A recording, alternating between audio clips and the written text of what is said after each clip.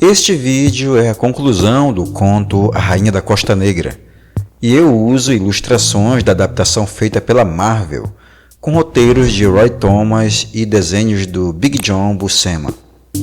Se você não viu os anteriores, vou deixar os links na descrição e nos cards, mas dá para aproveitar a história se continuar assistindo esse aqui. Vimos anteriormente que Belit e Conan empreitaram em uma aventura que consideravam ser a sua mais rentável e, portanto, a última. Ao entrarem no misterioso rio Zarkeba à procura de uma cidade perdida, coisas muito estranhas começam a acontecer. A tripulação se separa quando eles encontram um farto tesouro. O navio Tigresa é invadido por uma criatura alada, que destrói o suprimento de água enquanto eles estão em terra. Conan então toma 20 homens e sai à procura de água potável. Na selva, o bárbaro perde a consciência quando encosta em uma planta chamada Lotus Negra. O bárbaro sonha ao mesmo tempo em que lhe é revelada toda a história daquele lugar. Quando retoma a consciência, sua guarnição já está destruída. Ao correr de volta para o porto onde está o Tigresa, encontra o rastro de destruição da sua tripulação. Imediatamente procura por Belit no convés. Ele a encontra pendurada no mastro pelo colar que havia achado junto com o tesouro horas antes. O momento mais trágico de sua vida até então, cuja cicatriz carregaria para todo sempre. Agora veremos o desfecho da história.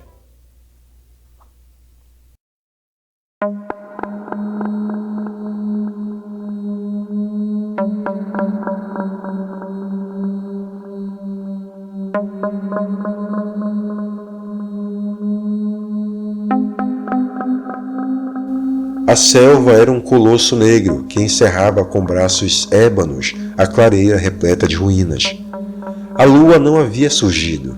As estrelas eram manchas que pareciam brasa quente no céu âmbar, exulando morte.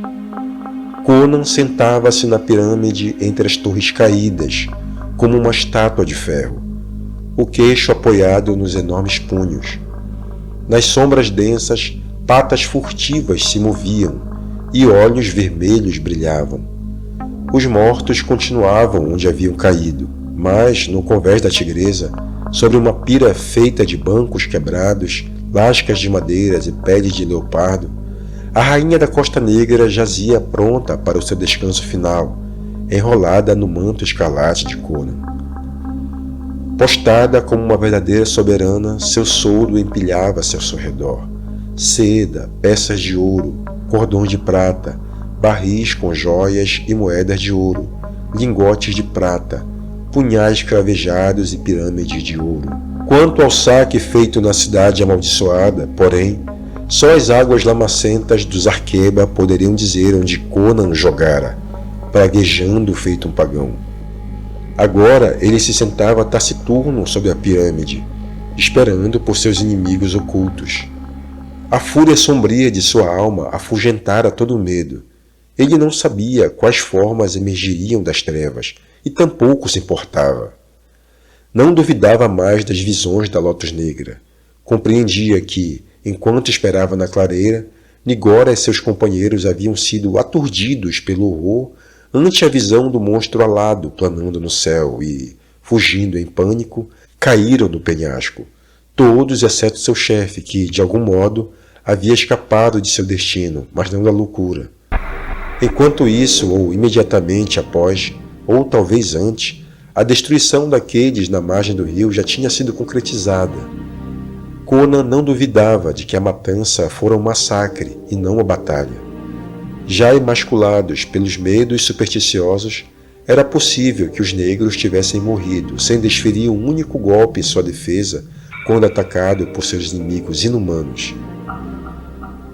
Não compreendia por que fora poupado por tanto tempo, a não ser que a maligna entidade que governava o rio desejasse mantê-lo vivo para torturá-lo com tristeza e medo. Tudo apontava para uma inteligência humana ou sobre-humana. A destruição dos barris de água para dividir as forças, a forma como os negros foram levados ao penhasco e, por fim, o sinistro colar de joias vermelhas, atado como o nó de uma forca no pescoço alvo de Belit. Tendo aparentemente guardado o cimério para o final e forçado uma primorosa tortura mental até a última instância, era provável que o inimigo desconhecido fosse colocar fim àquele drama, mandando-o pelo mesmo caminho que seguiram as demais vítimas. Nenhum sorriso curvou os lábios sombrios de Conan ante o pensamento, mas seus olhos se inflamaram com uma gargalhada férrea. A lua ergueu-se, fazendo brilhar o elmo com chifres de Conan. Nenhum chamado ecoou. Contudo, subitamente, a noite se mostrou tensa e a selva prendeu a respiração. Por instinto, Conan afrouxou a grande espada na bainha. A pirâmide sobre a qual estava tinha 4 lados. Um deles, que dava de frente para a selva, possuía degraus largos e esculpidos na pedra. Segurava um arco semita, igual ao que Belit ensinara seus piratas a usar. Uma pilha de flechas estava a seus pés, as extremidades com penas viradas em sua direção, e o cimério permanecia apoiado em um de seus joelhos. Algo se moveu na escuridão em meio às árvores. Destacado contra a luz da lua nascente, Conan viu um contorno bruto, os ombros e a cabeça indistintos na noite. Então, das trevas, formas escuras surgiram, rápidas e silenciosas, correndo nas 4 patas. 20 grandes hienas pintadas, suas presas assassinas chisparam ao luar. Os olhos brilhando como jamais brilharam os olhos de um animal verdadeiro. 20. O que significava que as lanças dos piratas tinham cobrado seu preço da matilha no final das contas. E, enquanto tal pensamento cruzava-lhe a mente, Conan puxou a corda do arco até a orelha e a soltou. Um vulto de olhos flamejantes foi erguido no ar e caiu, contorcendo-se. As demais não vacilaram e seguiram em frente, sendo logo atingidas pelas flechas do cimério, que caíam como uma chuva mortal, disparadas com toda a força e precisão dos músculos de ferro, fortalecidos por um ódio tão quente quanto as montanhas do inferno. Mesmo dominado pela fúria desenfreada, Conan não errou. O ar se encheu da destruição trazida pelas flechas. O estrago causado na matilha que investia era de tirar o fôlego. Menos da metade chegou à base da pirâmide. Outras caíram sobre os largos degraus. Observando os olhos fulgurantes, Conan notou que aquelas criaturas não eram feras. E não era apenas pelo tamanho não natural que o cimério percebia a diferença blasfema. As criaturas possuíam uma áurea tangível, como uma nuvem negra que escapa de um pântano apinhado de cadáveres. Por qual alquimia profana aqueles seres haviam sido criados, ele não podia dizer. Mas sabia que encarava um diabolismo mais sinistro que o do poço de Skelos. Pondo-se em pé, ele disparou com firmeza o arco e disparou a última flecha contra uma grande forma negra e peluda que saltava em direção ao seu pescoço.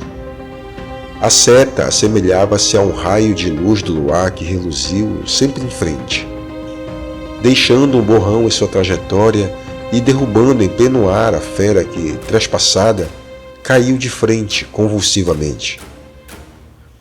Então as demais criaturas avançaram sobre ele num pesadelo de dentes salivantes e olhos ardentes. Sua espada feroz atingiu a primeira, mas o impacto desesperado das outras o derrubou. Conan esmagou um crânio estreito com o cabo da espada, sentindo o osso se partir e o sangue e os miolos escorrerem por sua mão.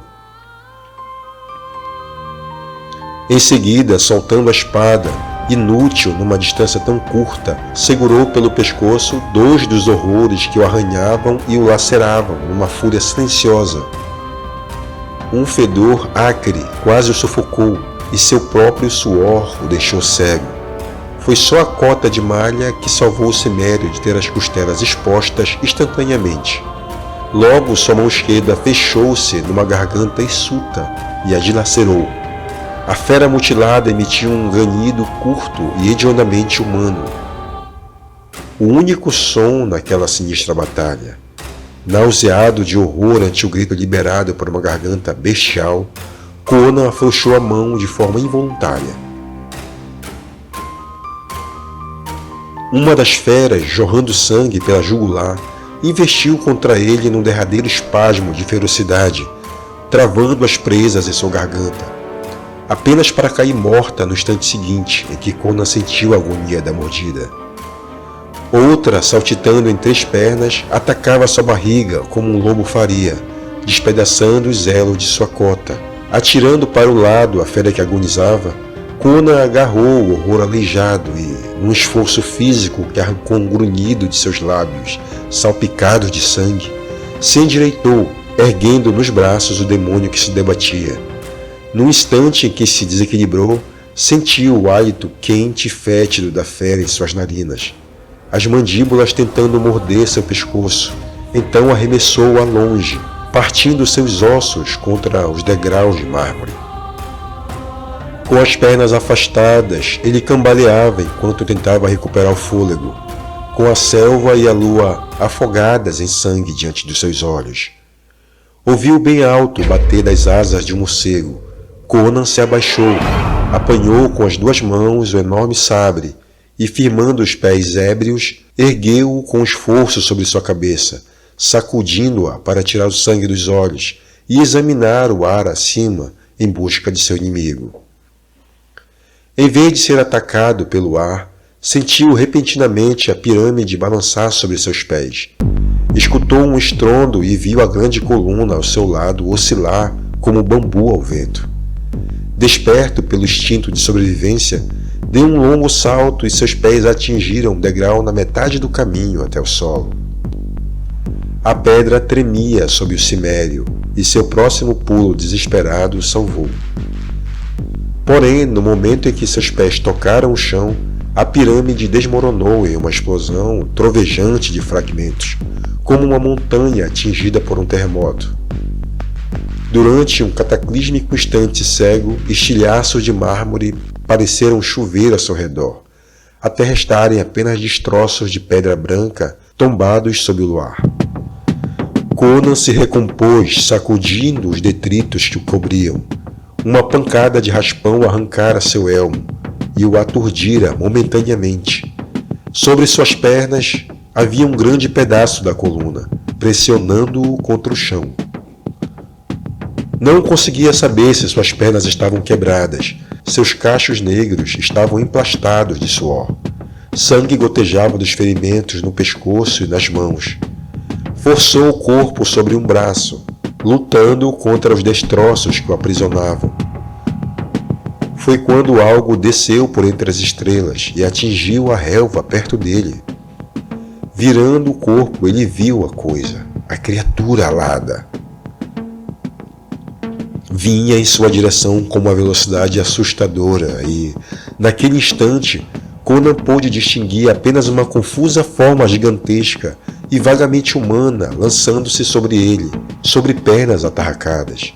Tinha enormes braços peludos estendidos que culminavam em garras negras e uma cabeça mal formada, em cuja face larga o único traço reconhecível era um par de olhos vermelho sangue.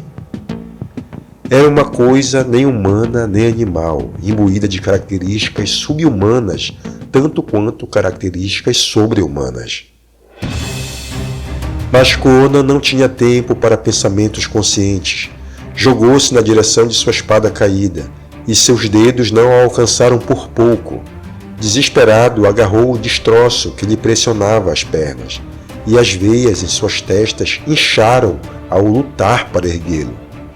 A pedra cedeu devagar, mas o bárbaro sabia que o monstro o alcançaria antes que conseguisse se libertar, e sabia que aquelas garras negras significavam a morte. O avanço da criatura alada não havia esmorecido. Ela se avolumava sobre o cimério prostrado como uma sombra escura, de braços bem abertos. Foi quando um bruxuleiro branco cintilou entre o monstro e a sua vítima. Num instante insano, lá estava ela, uma forma branca e tensa, vibrante de amor feroz como de uma felina. O confuso cimério a viu postada entre ele e a morte que se encontrava, com seu ágil corpo brilhando feito marfim sob a lua. Conan viu a chama em seus olhos escuros E o aglomerado denso do cabelo lustroso. O peito da visão inflou-se e seus lábios vermelhos se abriram, liberando um grito agudo enquanto o aço retinia ante a estocada desferida contra o torso do monstro alado. Belit! Conan gritou. Ela lançou um rápido olhar em direção ao cimério, e naqueles olhos escuros ele viu o amor queimando, algo puro e elemental, feito de fogo bruto e lava derretida. Então ela desapareceu, e Conan viu apenas o demônio alado, cambaleando e recuando apavorado. Os braços erguidos como que para evitar um ataque. Sabia que a verdadeira Belit estava deitada em sua pira, no convés da tigresa, mas em seus ouvidos ecoou uma promessa apaixonada. Se eu tivesse morta e você lutasse pela vida, voltaria do abismo para ajudá-lo. Com um grito terrível, ele se levantou, empurrando a pedra para o lado. A criatura alada a tornou a atacar, e Conan saltou de encontro a ela, suas veias queimando com a loucura. Os músculos de seus braços se retesaram como cordões ao girarem sua grande espada, descrevendo com ela um poderoso arco. O golpe atingiu a criatura logo acima dos quadris. As pernas atarracadas foram lançadas numa direção e o torso em outra, a lâmina atravessando completamente o corpo hissuto. Conan permaneceu estático sob o silêncio do luar, com sua espada gotejando sangue, pesando em sua mão enquanto ele encarava o que restara de seu inimigo. Os olhos vermelhos o fitavam com vida pavorosa, então brilharam e se apagaram. As enormes mãos se contraíram no espasmo e enrijeceram, e a raça mais antiga do mundo estava extinta. Conan ergueu a cabeça de forma mecânica, em busca das feras que outrora foram escravas e executoras do monstro alado. Não as viu. Os corpos espalhados pela grama pertenciam a homens, não a feras. Homens com rostos aquilinos, peles escuras, nus e trespassados por flechas e desmembrados por golpes de espada. E, diante dos olhos do bárbaro, eles se desfizeram em pó. Por que o mestre alado não viera ajudar seus escravos enquanto o cimério os enfrentava? Será que temia ficar ao alcance de presas que poderiam voltar-se contra ele e feri-lo? Inteligência e precaução haviam habitado aquele crânio deformado, mas, no final, não prevaleceram. Virando as costas, o cimério caminhou para o cais podre e subiu a bordo da galé. Alguns golpes da espada cortaram as amarras e deixaram a embarcação à deriva, e ele foi até o leme. A tigresa deslizou silenciosa pelas sombrias águas, seguindo para o meio do rio até ser pega pela correnteza. Conan se apoiou no leme, o olhar fixo no corpo envolto pelo manto sobre a pira, cercado por uma riqueza que rivalizaria com o resgate de uma imperatriz. A alvorada tangia mais uma vez o oceano. Um brilho ainda mais vermelho iluminava a foz do rio. Conan da Ciméria, apoiado em sua grande espada na Praia Branca, observava a tigresa, singrando sua última viagem. Não havia brilho naqueles olhos que contemplavam as ondas vítreas. Toda a glória e maravilha haviam desaparecido daquela imensidão azul. Uma repulsa feroz o sacudiu ao olhar para as ondas esverdeadas, que se transformavam em uma misteriosa névoa púrpura. Belit fora do mar. Era ela que lhe emprestava esplendor e sedução.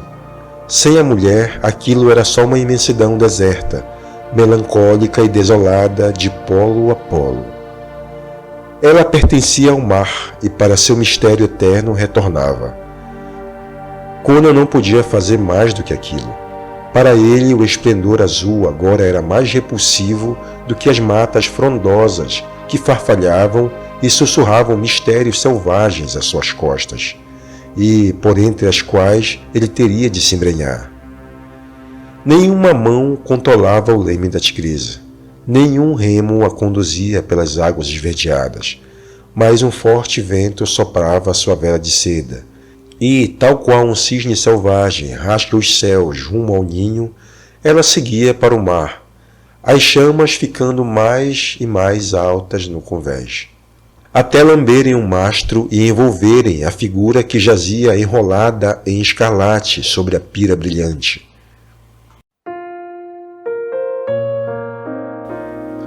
Assim se foi a rainha da Costa Negra. Apoiado em sua espada manchada de sangue, Conan permaneceu em silêncio até que o fulgor vermelho desaparecesse na névoa azulada e o amanhecer espalhasse sua tonalidade rósea e dourada sobre o oceano.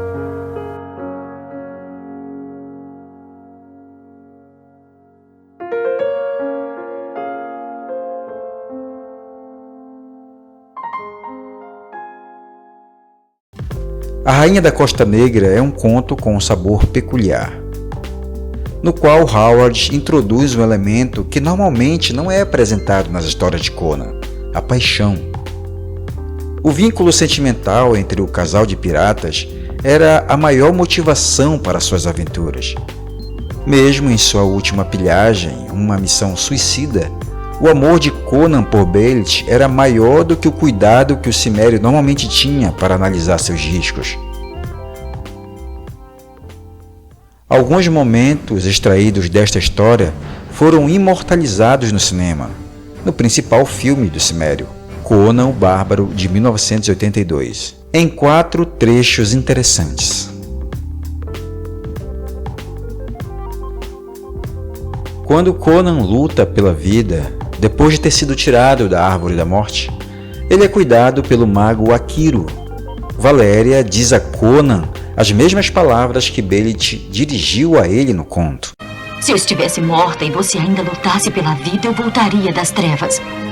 Voltaria lá do inferno para lutar ao seu lado. O segundo trecho é o momento em que Conan está em desvantagem na luta final e Valéria regressa da morte para salvá-lo, exatamente da mesma forma que Belit fez.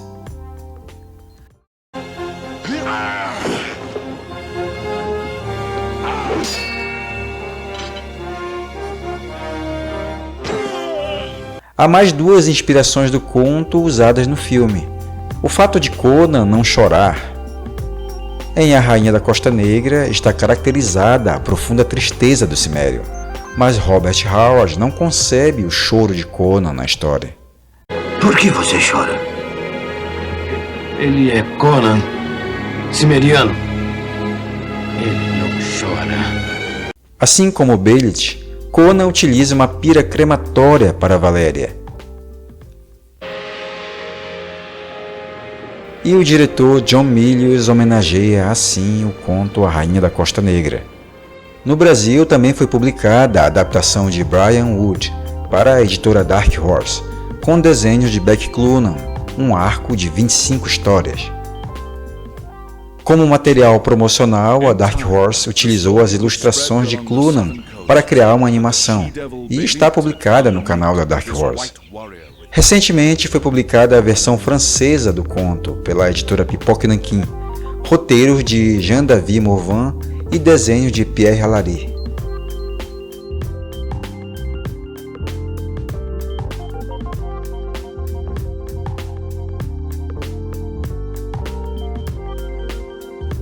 Já na editora Abril, o arco da Marvel foi publicado desde A Espada Selvagem de Conan número 40, em março de 1988, até A Espada Selvagem de Conan 57, julho de 1989.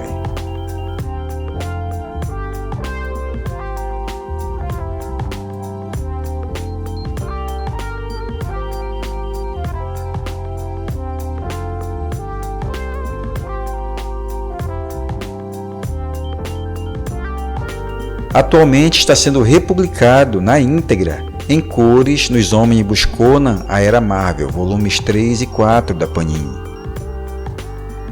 Este arco de histórias da Marvel é o maior criado a partir do conto, tendo começado na Conan the Barbarian número 58 e terminado na número 100, com mais de 40 histórias, fora os spin-offs e outras aventuras criadas posteriormente. Belit se consolida então como o principal par de Conan, com quem viveu sem medo e limites, um romance recheado de aventura, paixão e tragédia, que 88 anos depois continua fascinando e inspirando os leitores, artistas e desbravadores da literatura de Robert E. Howard. Se Howard não tivesse morrido tão prematuramente, certamente teria escrito mais sobre aqueles dias de grandes aventuras, em que o mítico Tigresa singrou os mares, pilhando costas e navios, com uma tripulação fanática por sua deusa, a rainha Belit, aliada a um gigante cimério que lutava de forma imprevisível como um felino.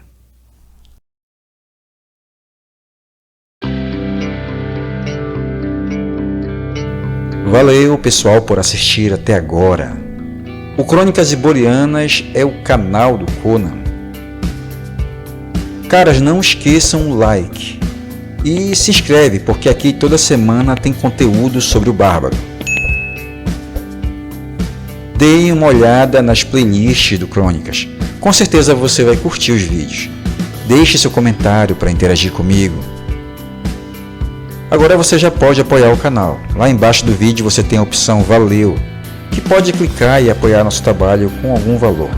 Fique à vontade para contribuir se puder. Pessoal, então a gente se encontra daqui a pouco no próximo vídeo. Valeu, tchau!